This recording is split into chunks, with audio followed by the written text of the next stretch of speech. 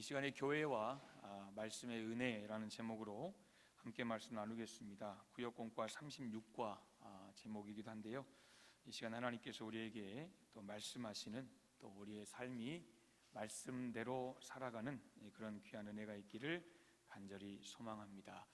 우리가 신앙생활을 하면서 가장 많이 사용하고 듣는 단어가 아마 은혜라는 단어일 것입니다.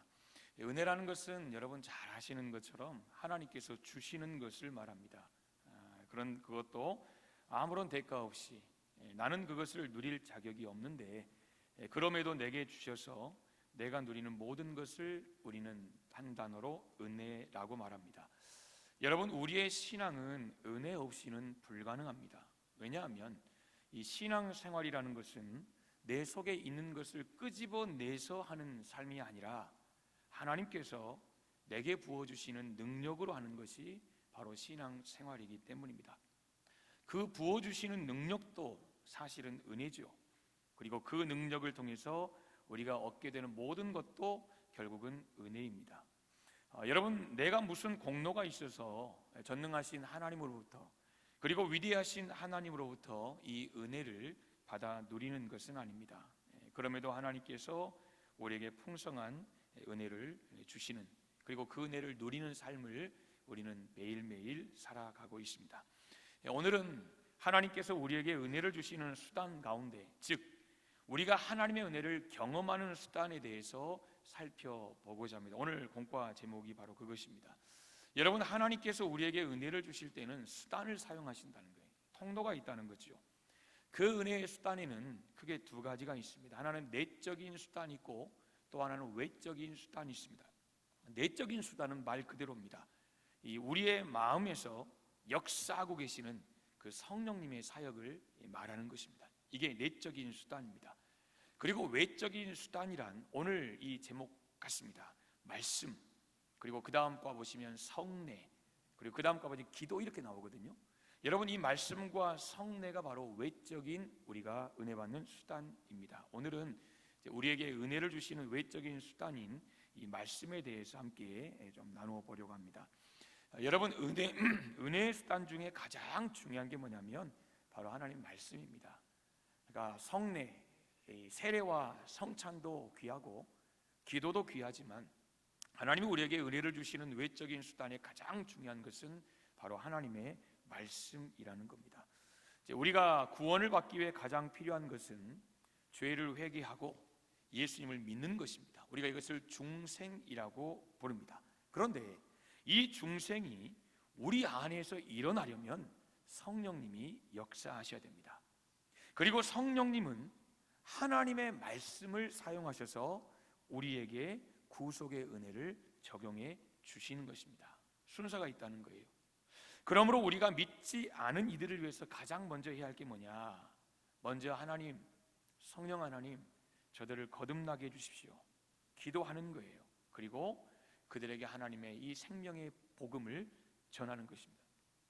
그런데 여러분, 우리가 거듭나는 것도 하나님의 말씀으로, 그러니까 성령께서 말씀을 통해서 우리를 거듭나게 하시지만, 이제 거듭난 이후, 즉 거듭난 사람들이 더욱 성장하고 더욱 잘하는 일도 결국 하나님의 말씀으로 이루어진다는 거예요.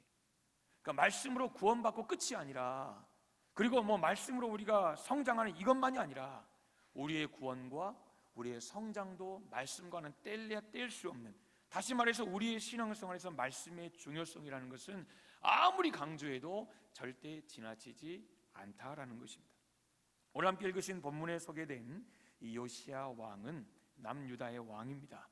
오늘 본문에도 언급된 것처럼 그는 다윗의 길을 걸었던 선한 왕입니다. 그러니까 다윗의 길을 걸었다, 이 사람은 무조건 선한 사람입니다. 그리고 여로보암의 길로 걸었다, 이렇게 말하면 일단 그 사람은 악한 왕입니다. 오늘 23장을 읽으셨는데요, 22장에 보면 요시야는 히스기야는 선한 왕이잖아요. 그런데 그가 하나님 앞에서 병이 치유되고 그 기간 동안에 15년 기간 동안에 낳은 아들이 므낫세인데, 이 므낫세는 정말 악한 왕이에요. 그러니까 이 남유다에서 가장 악한 왕을 뽑아라, 그럼 므낫세를 꼽을 만큼 이방 신들을 섬기고 이방 신들을 섬기는 그 악한 사람들이 하는 짓들을 다 했던 사람이 바로 므낫세입니다. 후에는, 나중에는 이제 하나님 앞에 회개하는 장면이 있지만, 여러분이 이 히스기야 아들 므낫세에 의해서 훼손당하고 더럽혀진 성전을 수리하고 복구합니다. 오늘 이 요시야가요. 그런데 이 성전을 수리하다가 율법책을 발견하게 됩니다. 우리가 이제 이 문맥을 쭉 우리가 살펴보면 결국 이 사반이 요시야에게 읽어준 율법서 부분은 신명기 28장 같아요. 그러니까 말씀에 순종하면 복주고 하나님 말씀을 거역하면 이제 하나님이 저주하시겠다 말씀하신 이 신명기 28장 정도의 내용이었을 것이다, 이렇게 이야기를 합니다. 여러분, 말씀이 들려질 때, 오늘 말씀이 들려질 때 요시야의 반응을 잠시 보겠습니다. 열왕기하 22장 11절을 보시면 이제 하나님의 말씀을 접한 요시야가 두려움을 느껴요. 그러니까 하나님 말씀대로 살지 못했다는 것을 자각하는 거예요. 아, 그렇게 못 살았구나. 그렇게 생각하고 깨닫고 회개하면서 했던 것이 옷을 찢습니다. 그 성경에 보시면 옷을 찢는다는 것은 그 속에서 지금 뭔가 하나님 앞에서 개혁하고 뭔가 회개하고, 물론 분노할 때도 찢었겠지요. 그러나 대부분 성경의 믿음의 사람들이 옷을 찢었다는 것은 하나님 앞에서 이제 회개하는 그런 과정입니다. 요시야도 마찬가지입니다. 요시야가 하나님 앞에서 옷을 찢었다는 것은 그가 말씀 앞에 즉각적으로 회개하는 그런 모습을 보여주고 있습니다. 왕입니다. 여러분, 왕이 회개하면요 나라가 살아요. 성경 보세요. 왕은 단순히 하나님이 세우신 지도자, 대리 통치자 이것만이 아니에요. 왕이 어떻게 정책을 어떻게 이끌어가 국정을 어떻게 이끌어가냐에 따라서 정말 신정정치, 하나님 원하시는 그런 정치, 그런 통치를 했을 때 하나님께서 그 왕 때문에 그 모든 백성들에게 은혜를 주시는 것을 보게 돼요. 오늘 요시야 왕으로서 지금 자신이 다스리는 나라가 하나님 앞에 바로 서 있지 못하다는 것을 깨닫게 됩니다. 그리고 하나님 앞에 통회하며 회개합니다. 여러분, 이 대목이 우리 대한민국에 그대로 적용되는 은혜가 있기를 간절히 소망합니다. 우리 대한민국의 지도자들도 정말 하나님 앞에 겸비하고 하나님 앞에 겸손하고 하나님 말씀 앞에 무릎 꿇고 하나님 말씀이라면 모든 것 다 내려놓고 백성들의 타락과 백성들의 죄를 온몸으로 끌어안고 하나님 앞에 서는 여러분, 그런 지도자, 오늘 요시야 같은 그런 지도자, 우리 대한민국에도 그런 지도자들만 세워지면 정말 좋겠습니다. 오늘 요시야가 그런 왕이었습니다. 요시야가 이렇게 하나님 앞에서 거룩하기 위해서 몸부림칠 수 있었던 것은 지금 하나님의 말씀이 그의 마음을 만져주셨기 때문이에요. 그러니까 말씀이 역사한 거죠. 하나님의 감동으로 기록된 살아있는 말씀, 생명력 있는 말씀을 이제 그가 온전히 붙들었기 때문입니다. 사랑하는 성도 여러분, 우리가 하나님의 말씀을 대할 때요, 그 하나님의 말씀, 선포되어지는 말씀이 내 귀에 들리는 것은 참으로 중요합니다. 그러니까 우리가 들릴 때 믿음이 생긴다 그러잖아요. 지금 이 자리에 계신 우리 모든 성도님들 대부분 여러분 귀에 하나님 말씀이 들릴 것입니다. 여러분 들리시죠? 안 들리시면 손 한번 들어보세요. 대부분 다 들리실 거예요. 여러분, 그리고 내 귀에 들린 그 말씀이 이제 귀를 타고 들어와서 내 마음을 울리는 것, 이건 더 중요합니다. 귀를 타고 들어와서 내 마음을, 근데 이 단계는 좀 어려운 단계죠. 여러분 그렇잖아요. 귀로, 육신의 귀로 들리는 것은 내가 그냥 들어볼까? 이렇게만 하면 다 들립니다. 그러나 이 귀로 들린 말씀이 내 마음을 울린다는 것, 이건 좀 더 어렵습니다. 그러나 가장 중요한 것, 대신 가장 어려운 것은 말씀 앞에 내 전 인격이 반응하는 것입니다. 다시 말하면 말씀 앞에서 내 생각을 수정해 가는 거예요. 내 마음을 수정해 가는 거예요. 아, 하나님 말씀이 이러시구나. 아, 그런데 내 마음은 이런데, 아, 하나님 말씀이 이러시니까 내 생각을 수정해 가야 되겠구나. 이게 전인격적으로 반응하는 거예요. 말씀으로 내 말을 수정해 가는 거예요. 아, 내 말투가 이렇고 내 말이 이런데, 아, 말씀이 요원하시는 게 그게 아니구나. 수정해 가는 거예요. 그리고 더 나아가서 말씀으로 내 삶까지 새롭게 가는 거예요. 단순히 귀로 들리는 것으로 만족하는 삶이 아니라 단순히 내 마음을 한번 울리고 아, 은혜 받았어, 아, 찡해, 이 정도가 아니라 내 생각을 수정해 가고 내 입술의 고백을 수정해 가고 그리고 내 삶의 행동을 수정해 가는 것, 그래서 내 삶을 매일매일 새롭게 해가는 것, 그래서 여러분, 믿음과 내 삶이, 믿음과 내 일상 사이에 더 이상 괴리감이 없게 살아가는 것, 이것이 바로 말씀대로 살아가는 삶이고, 그게 바로 그 삶이 말씀에 은혜 받은 삶이라고 말할 수 있는 것입니다. 하나님께서 우리에게 원하시는 삶이라는 것은 여기까지입니다. 그렇잖아요. 듣는 것이 아니에요. 이건 하나예요. 마음에 울림이 있는 것, 이것도 하나예요. 하나님이 정말 원하시는 것은 그 말씀대로 내 삶에서 살아가는 모습. 넘어지지요, 쓰러지지요, 포기하죠, 짜증도 나죠, 화도 나죠. 왜 하나님 맨날 나만 이래야 됩니까? 이런 마음 당연히 들죠. 그러나 여러분, 하나님이 말씀하시기 때문에, 하나님이 그걸 원하시기 때문에 여러분 그렇게 살아갈 수 있는 것, 여기까지. 그러나 많이 어렵지요.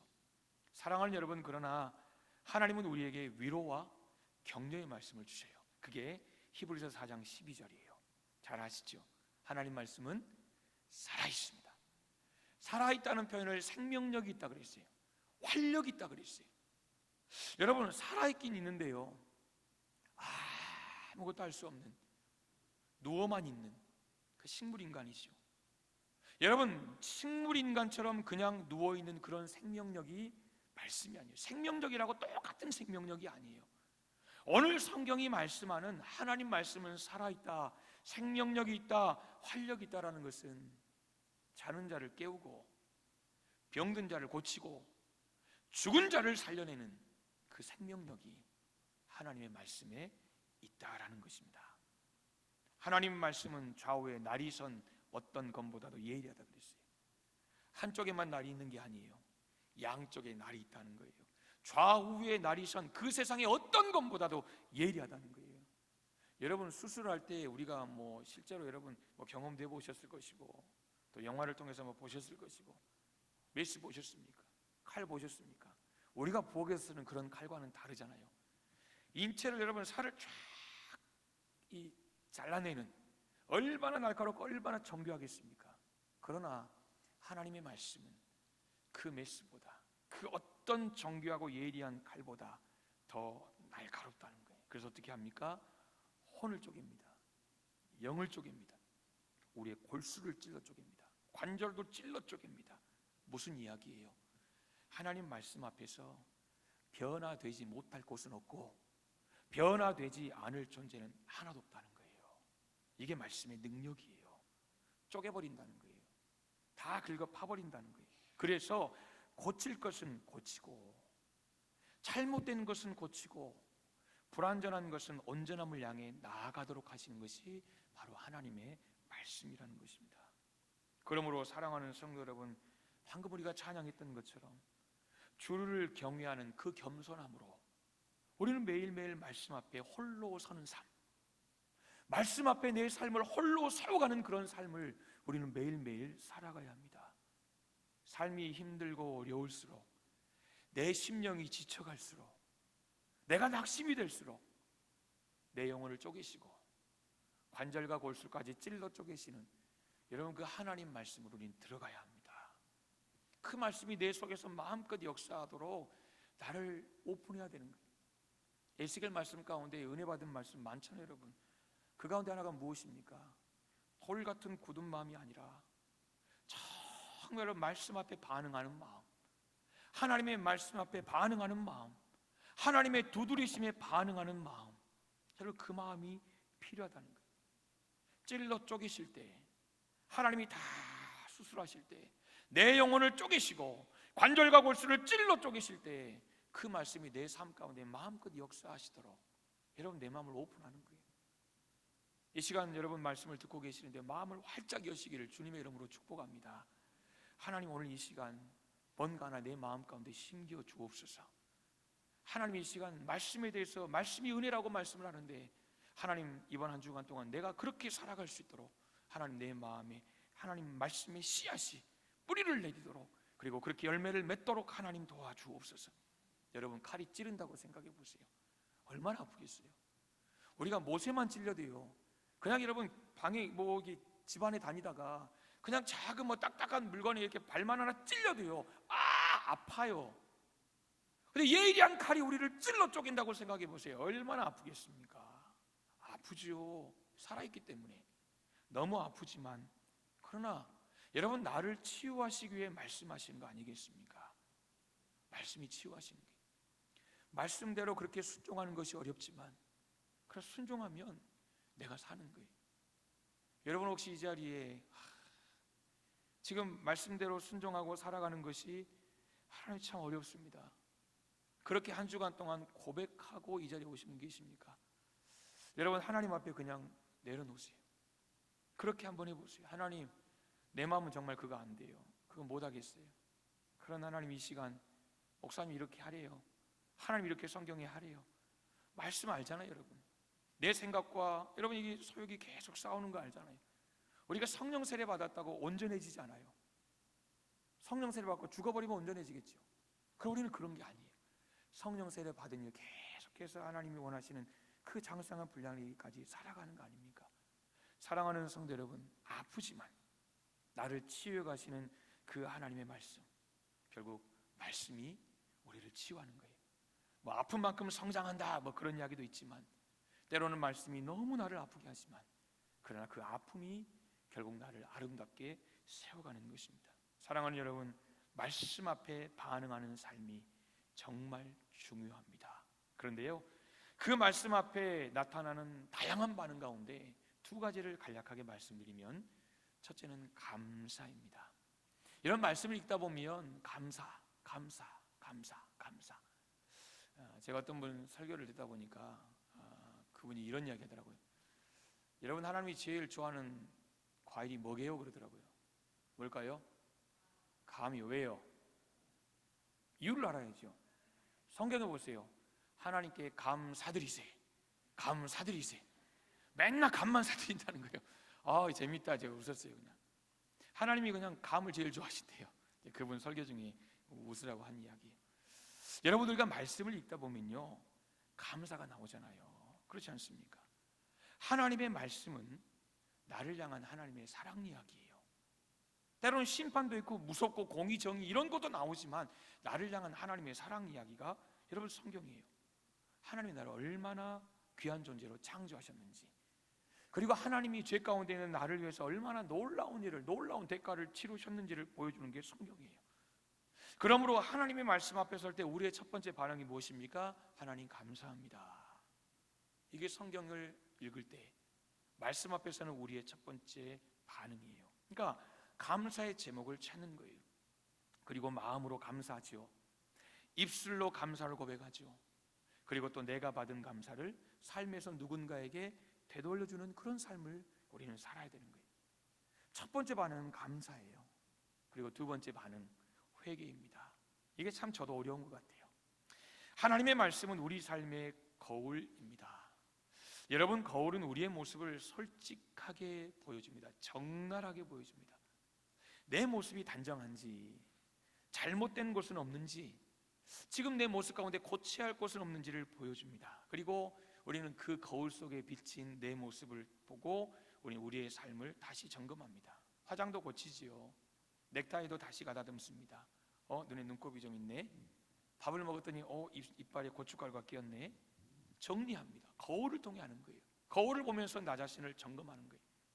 하나님 말씀도 이와 마찬가지입니다. 하나님의 말씀은 우리의 내면과 내 삶의 구석구석을 점검하는 영적 거울입니다.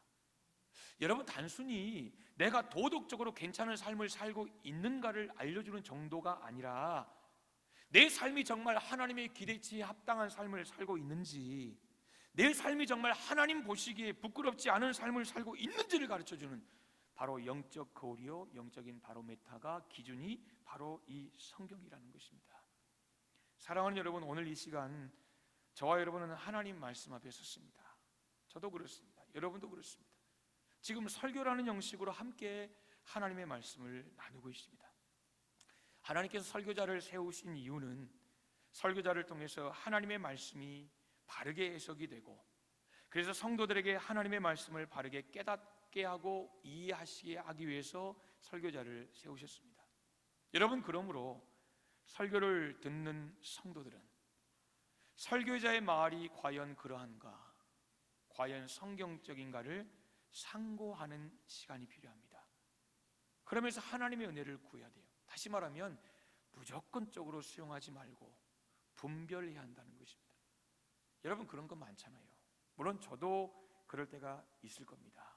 근데 가끔 매스컴을 보면 정말 엉뚱한 이야기를 하고 있고, 이거 그냥 우리가 조금 이성적으로만 생각해도 도저히 말이 안 되는데도 아멘, 아멘, 아멘, 아멘, 아멘. 그러니까 하나님 말씀을 듣는 것이 아니라 그냥 그 설교자를 추종하는 사람들, 여러분, 그런 모습들을 우리가 보지 않습니까? 그러니까 설교자의 설교를 들을 때 과연 그러한가, 과연 성경적인가를 상고하고 하나님의 은혜를 구해야 한다는 거예요. 그러니까 분별하며 말씀을 들어야 한다는 것입니다. 사랑하는 여러분, 여러분이 설교 가운데 하나님의 은혜를 누리시려면, 물론 저도 말씀을 준비하는 입장에서 저도 기도하고 말씀을 준비해야 되겠지만, 말씀을 듣는 여러분이 또 먼저 준비하셔야 될 것이 있습니다. 말씀을 듣기 위해 모이기를 힘쓰되 단지 몸만 와 있으면 안 됩니다. 몸만 여기에 와 있는 것은 하나님께 그리 의미는 없을 것 같습니다. 하나님 우리의 마음까지 준비하기를 원하신다는 거예요. 마음을 원하신다는 거예요. 여러분, 그래서 몇 가지 부탁을 드리면, 첫째, 설교자를 위해서 여러분이 꼭 기도해 주시기를 바랍니다. 설교 시간에 하나님께서 설교자를 붙들어 주시도록, 그래서 하나님의 말씀이 바르게 선포될 수 있도록 여러분, 설교자를 위해 기도해 주시기를 소망합니다. 주일에 교회 오시기 전에 여러분 혹시 또 자녀들과 예배를 위해 또 기도할 시간이 잠깐이라도 되면, 오늘도 말씀 안에서 하나님, 내가 은혜 받고 내 자녀들이 은혜 받을 수 있도록 여러분 교회 오기 전에 함께 한번 기도해 보시기를 바랍니다. 자녀의 신앙 교육도 되지만 분명히 예배 중에 말씀의 은혜가 더 크게 느껴질 것입니다. 설교자를 위해서 꼭 기도해 주십시오. 여러분, 저는 더 많이 기도해 주셔야 됩니다. 두 번째, 그리고 자신을 위해 기도하셔야 합니다. 성령님이 그 시간에 역사해 주셔서 하나님, 내가 말씀에 집중할 수 있도록 도와주세요. 기도하셔야 돼요. 여러분, 우리가 말씀을 들을 때 제일 우리를 방해하는 것은 사탄입니다. 왜냐하면 이 생명의 말씀이 내 속에 떨어지고 내가 그것을 받아 먹고 내가 아멘으로 그것을 소화하고 그 말씀대로 살겠다고 결단하고 한 주간 동안 그렇게 살아내면 가장 고통스러운 놈이 사탄 아닙니까? 지금도 사탄은 여러분의 머릿속에 뭔가 막 잡념을 넣어줘요. 말씀이 들려지지 않도록 뭔가 걱정을 심어주고, 뭔가 오늘 예배 마치고 해야 될 일을 생각하게 하고, 지난 뭔가 후회스러운 일들을 막 머릿속에 생각나게 한다는 거예요. 여러분, 그럴 때 외치셔야 돼요. 사탄아 물러가라! 그렇다고 크게 할 필요는 없고, 사탄아 물러가라. 하나님의 말씀이 내 심령 가운데 떨어지는 그 순간에 여러분, 그 말씀이 내 속에 역사하는 것을 방해하는 것, 여러분 이 시간에 과감하게 물리치셔야 돼요. 그리고 하나님의 뜻에 순종할 수 있도록 간절히 기도하셔야 돼요. 여러분 자신을 위해 기도하시기 바랍니다. 여러분, 그래서 예배 자리에 오시면 막 뭔가 이야기하고 괜히 남 툭툭 건드려갖고 막 이야기하지 말고 여러분 자신을 위해 조용히 기도하세요. 여러분 자신을 위해 기도하세요. 하나님, 오늘 이 시간 내게 은혜 주세요. 하나님, 오늘 이 시간 나를 만나주세요. 여러분, 꼭 여러분 자신을 위해서 기도하셔서 예배 중에 말씀을 통해 주시는 그 은혜가 여러분의 것이 되기를 간절히 소망합니다. 마지막 하나는 함께 예배하는 모든 성도들에게도 동일한 하나님의 은혜가 역사하도록 여러분 기도하시기를 소망합니다. 우리는 하나입니다. 교회는 하나입니다. 나만 은혜 받으면 안 되죠. 나도 은혜 받고 당신도 은혜 받고 모두가 은혜 받을 때 여러분 함께 아름답게 성장해 가는 거 아니겠습니까? 나만 성장하면 뭐합니까? 성장하지 못한 사람들이 계속 나와 부딪히고 함께 여러분 시끄럽고 아닙니까? 함께 성장해 가면 얼마나 아름다운 공동체가 되겠습니까? 그러므로 예배 때마다 특별히 함께 말씀을 듣는 여러분 우리 성도들을 위해서 간절히 기도하는 그런 저와 여러분이 될 수 있기를 간절히 소망합니다. 말씀 맺겠습니다. 사도행전에 보면요, 교회가 계속 부흥을 해요. 근데 교회가 부흥할 때 꼭 나온 말이 다른 거 아닙니다. 뭐 제자들이 열심히 했다, 제자들이 정말 믿음으로 목숨 걸었다, 이게 아니에요. 말씀이 흥황하더라 그랬어요. 말씀이 흥황하다는 것은 우리가 설교자 입장에서 정말 설교가 은혜롭고 성도들이 그 설교를 들을 때 울고 때로 웃고 내 삶이 변화되고 결단하고 막 여러분 말씀으로 변화되고 아멘하고, 물론 이런 말씀도 우리가 그렇게 적용도 제 입장에서는 또 할 수 있겠지만, 이런 말씀이 흥황했다는 것은 각자 한 사람 한 사람이 말씀 앞에 겸손하게 내 자신의 삶을 비추어서 정말 하나님이 말씀하시는 대로 내 삶에 적용하고 내 삶을 그렇게 말씀대로 살아내는 삶을 살았다는 거예요. 그래서 말씀과 내 삶에 괴리감이 없는 거예요. 말씀과 여러분 내 일상의 삶에 빈틈이 없는 거예요. 내 삶을 보니까 말씀이 저렇구나, 내 삶을 보니까 하나님이 저걸 원하셨구나라는 것을 알 수 있게 하는 삶, 이게 사도행전의 제자들의 삶이었고 말씀이 흥황했고 결국 그 말씀으로 인해서 여러분 교회가 성장하고 믿는 자들이 날마다 더했더라는 그런 역사가 일어난 거지요. 사랑하는 여러분, 가을입니다. 여름에 7월, 8월은 새벽에도 많이들 못 나오셨어요. 많이들 못 나오셨어요. 알아요. 더우니까. 그렇죠. 잠설치다가 깨니까. 근데 9월도 그래요. 왜냐하면 자기 좋거든요. 너무 선선해서. 여러분, 9월입니다. 새벽은 여러분들이 또 어려우시면 아무 때나 여러분 일과 중이라도 또 쉬는 시간 있으면 기도하시고, 여러분 주어진 시간 동안 하루 중에 일상의 삶에서 기도하는 삶을 사시면 되는 거예요. 사시면 돼요. 그러나 말씀은, 하나님의 말씀은 여러분 정말 매일매일 이런 말씀 속에서 얼마나 말씀 읽기 좋습니까? 우리가 말씀 있는 도구도 많아요. 그리고 하나님이 이제 가을을 허락하셔서 정말 우리가 말씀에 집중할 수 있는 그런 날씨 아니겠습니까? 여러분 이제 우리가 말씀으로 돌아가기를 소망합니다. 은혜 받기 원하십니까? 여러분이 변화되는 삶을 살기를 원하십니까? 하나님이 우리를 변화시키시고 은혜 주시는 방법은 다양하겠지만 가장 중요한 것은 무엇보다도 말씀입니다.